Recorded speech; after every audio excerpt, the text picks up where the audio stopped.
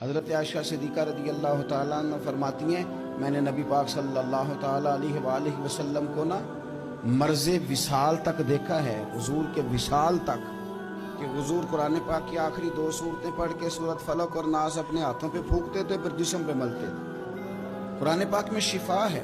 اب تو لوگوں نے دم درود کو اس کو بڑا ہلکا سا کام سمجھ لیا۔ ویسے بھی یہ عاملوں کے ہتھے چڑھ گیا، ملنگوں کے ہتھے چڑھ گیا، کاروبار بن گیا، تجارت بن گئی۔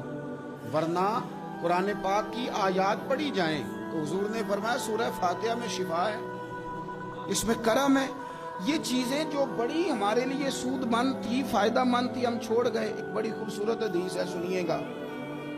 حضرت ابو سعید خدری رضی اللہ تعالیٰ عنہ حدیث کے راوی ہیں، بخاری میں موجود ہے۔ ارشاد فرماتے ہیں کہ ہم ایک سفر پہ تھے، واپس آ رہے تھے، ایک جگہ رات کو قیام کیا، سونا تھا، بستی تھی۔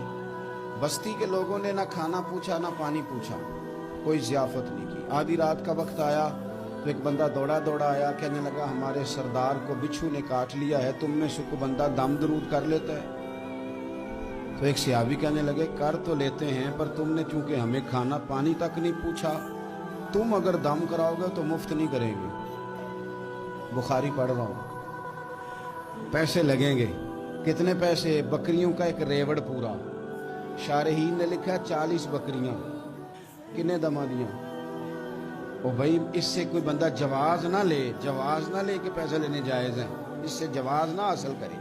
آپ بات کو سمجھیں، پس منظر کیا ہے؟ پانی تک نہیں تم نے پوچھا۔ کچھ لوگوں کا علاج ہوتا ہے، انہوں نے کہا پیسے لیں گے دم کر دیں گے۔ صحابی نے کہا حضرت ابو سعید خدری رضی اللہ تعالیٰ عنہ فرماتے ہیں وہ چونکہ تنگ تھے، بچھو کاٹ گیا، اور سردار کو کہا چل تو صحیح نا۔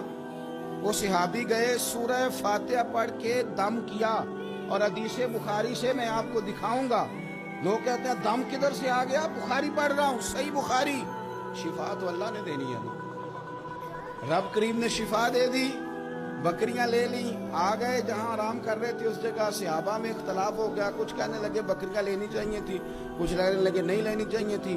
حضرت ابو سعید خدری رضی اللہ تعالیٰ عنہ فرماتے ہیں پھر ہم نے فیصلہ کیا چپ کر کے سو جاؤ، صبح حضور کی بارگاہ میں جائیں گے۔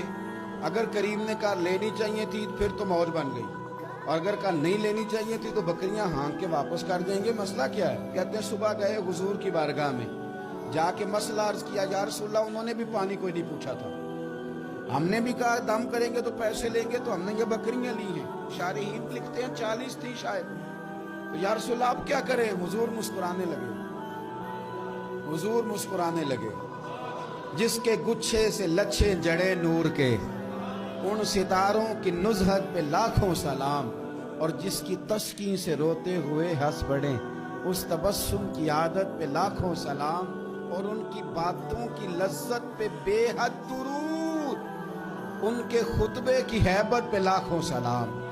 حضور مسکرانے لگے اور مسکرا کے پوچھا اچھا پڑھا کیا تھا؟